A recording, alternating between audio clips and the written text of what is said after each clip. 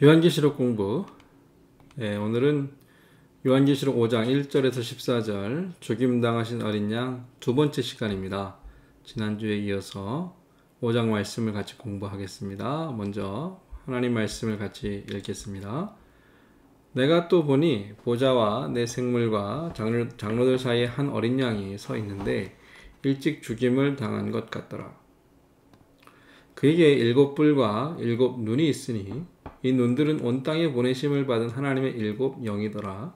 그 어린 양이 나와서 보좌에 앉으신 이의 오른손에서 두루마리를 취하시니라. 그 두루마리를 취하심에 네 생물과 24 장로들이 그 어린 양 앞에 엎드려 각각 검은 고와 향이 가득한 금 대접을 가졌으니 이 향은 성도의 기도드리라. 그들이 새 노래를 불러 이르되 두루마리를 가지시고 그 인봉을 떼기에 합당하시도다. 일찍이 죽임을 당하사 각 족속과 방언과 백성과 나라 가운데에서 사람들을 피로 사서 하나님께 드리시고 그들로 우리 하나님 앞에서 나라와 제사장들을 삼으셨으니 그들이 땅에서 왕노릇하리로다 하더라.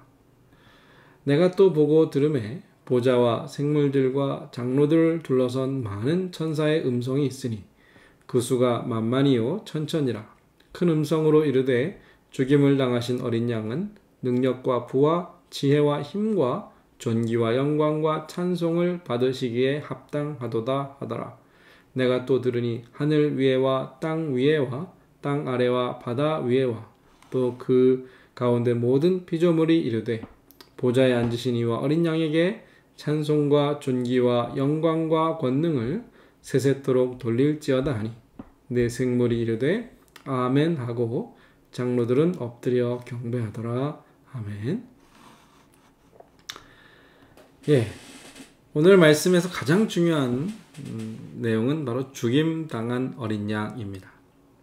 지난주 말씀을 기억하신다라면 그 하나님께서 가지고 계신 두루마리, 인봉된 두루마리를 열고 그 안에 기록된 내용을 이루실 그 권세, 그 힘을 누가 갖고 계신가?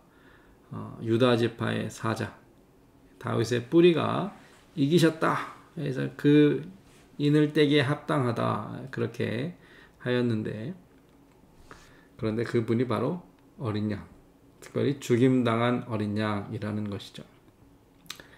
장로 중 한 사람이 이제 요한에게 소개한 유대 지파의 사자 다윗의 뿌리를 요한이 보려고 했는데 요한이 본 분은 누구시죠? 사자가 아니라 어린 양이었습니다. 보좌와 그 네 생물 24 장로들 사이에 서 계신 어린 양을 보았습니다.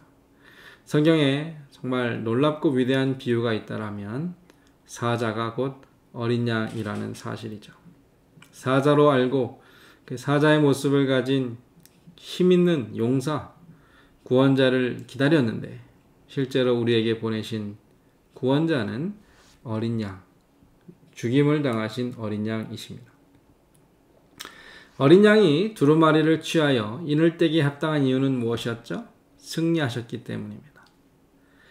그런데 이 어린 양이 승리한, 싸움에서 이긴 방법은 어떤 군사력이나 물리적인 힘에 의해서 원수들을 물리치신 것이 아니라 스스로의 죽음을 통해 승리하셨습니다. 그리고 왕으로 오신 어린 양은 마찬가지로 무력이 아닌 율법, 하나님의 말씀, 공의와 정직으로 세상을 다스리시는 분이죠. 그러니까 하나님의 구원, 하나님의 그러한 섭리를 이해하기 위해서는 이 죽임당한 어린 양이 곧 사자, 왕이시다라는 것을 우리가 이해할 수 있어야 합니다. 어린 양의 이미지가 처음에 사자로 소개되었지만 어린 양이었고 그 어린 양은 일찍 죽임을 당한 모습이었고 그런데 마지막에 보면 7뿔을 가졌다 그랬습니다. 그러니까 그 안에 강함과 약함, 능력과 겸손함이 모두 다 담겨있는, 그리고 자신의 희생, 자신의 죽음을 통해 승리하시는 능력이 그 안에 있습니다. 죽임을 당했다. 그랬어요. 이겼다 그랬습니다. 그래서 그 두루마리를 취하시기에 합당하다. 순서가 어떻게 됩니까? 죽임을 당한 일이 먼저입니다. 그리스도께서 이미 십자가에서 승리하셨다라는 겁니다. 우리가 오해해서 우리가 흔히 아마겟돈, 3차 대전, 마지막 최후의 전쟁 그렇게 이야기하는데 그때 가서야 우리가 비로소 이길 수 있는 싸움이 아니라 십자가 위에서 예수님께서는 승리를 이루셨습니다. 따라서 성도가 앞으로 당할 환난, 영적인 싸움을 싸울 때 이미 승리했다라는 사실을 믿을 수 있어야 합니다. 그리고 그 승리는 십자가에서 얻어낸, 십자가에서 이길 수 있는 승리입니다. 예수님께서 십자가를 통해 승리하신 것처럼 교회와 성도는 십자가를 통해 승리할 수 있어야 합니다. 우리는 사자와 같은 용사이며 강한 자이지만 그러나 교회가 세상을 이기고 죄와 싸워 이길 수 있는 유일한 방법도 마찬가지로 우리 안에 어린 양, 죽임당한 어린 양의 그 길을, 그 십자가의 길을 걸어갈 때 가능한 것이고요. 어린 양이신 예수 그리스도를 믿음으로 우리는 복음으로 이길 수 있다라는 것이죠. 이 두루마리를 취하시는 장면이 나옵니다. 어린 양이 나와서 보좌에 앉으신 이의 오른손에서 두루마리를 취하셨습니다. 두루마리는 언약이라고 했는데 언약은 먼저 성부와 성자 사이에 이루어지죠. 자신의 피로, 자신의 희생으로 우리를, 죄인을 구원하시는 예수 그리스도의 대속으로 말미암아 하나님께서 죄인을 용서하시고 구원하시는 그 언약이 있었다라는 것이죠. 이제는 자신의 피로 사람들을 모든 열방족 속 방언에서 사람들을 사서 하나님께 드리시는 그 구원이 어린 양의 구원이죠.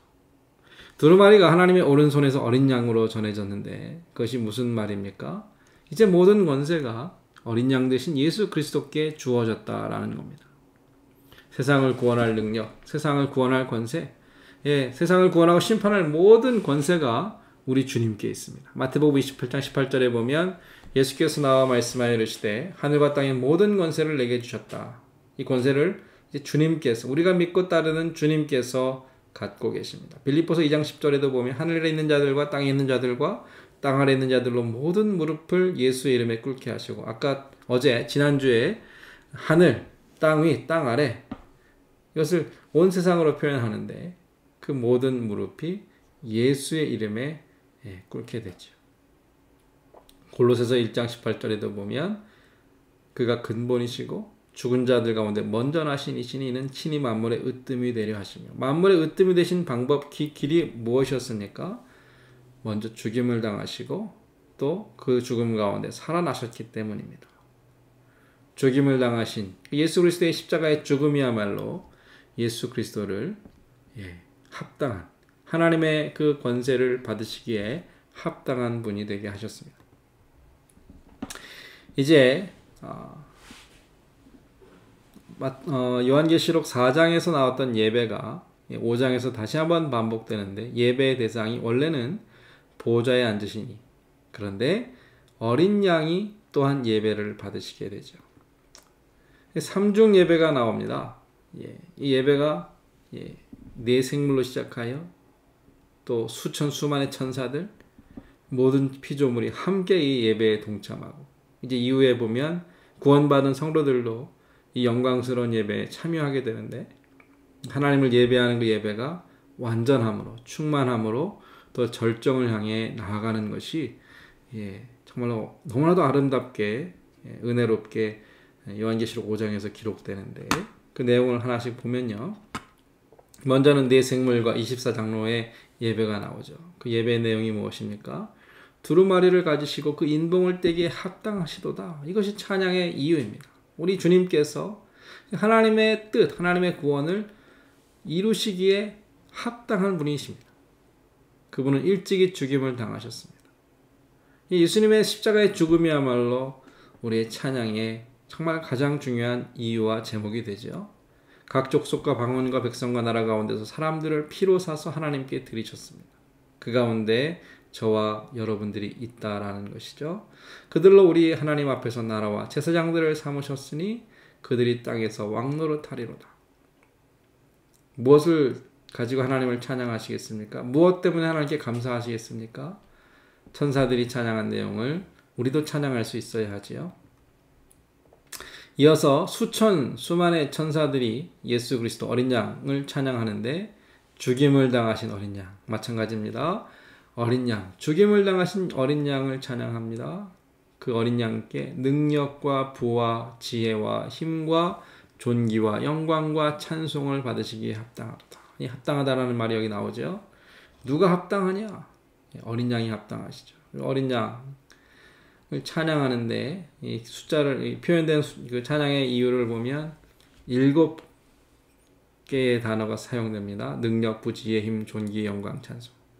7이라는 완전함의 숫자를 가지고 어린 양 예수 그리스도야말로 모든 찬양과 경배를 받으시기에 합당하신 분이다.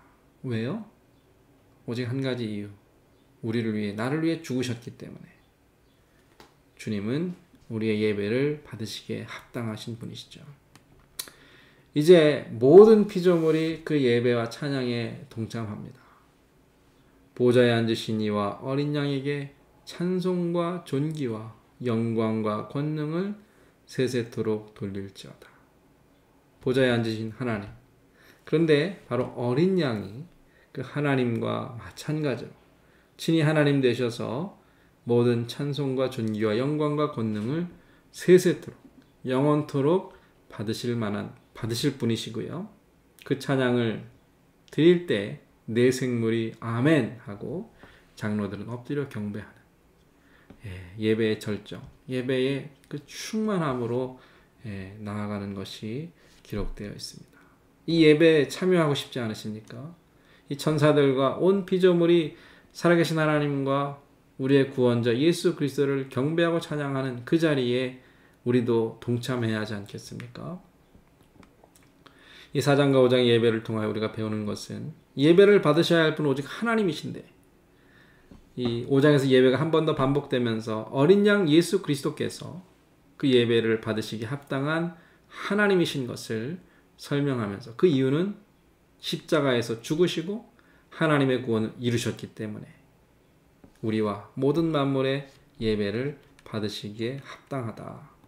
그래서 합당하다라는 말은 두 가지로 사용되는 하나는 구원을 이루시기에 합당한 두루마리를 가지시고 그 인봉을 떼시기에 합당한 분이 우리 어린 양 예수 그리스도이시고 두 번째는 예배를 받으시기에 합당하다. 그 능력과 부와 지혜와 힘과 존귀와 영광과 찬송을 받으시기에 합당하다 그랬습니다. 어느 누구도 이러한 자격과 조건이 될 수 없는데 예수님께서만이 이 구원에 또 이 예배에 합당하신 분이십니다. 죽임당하신 어린 양이 5장 말씀을 통하여 예수 그리스도께서 누구신가?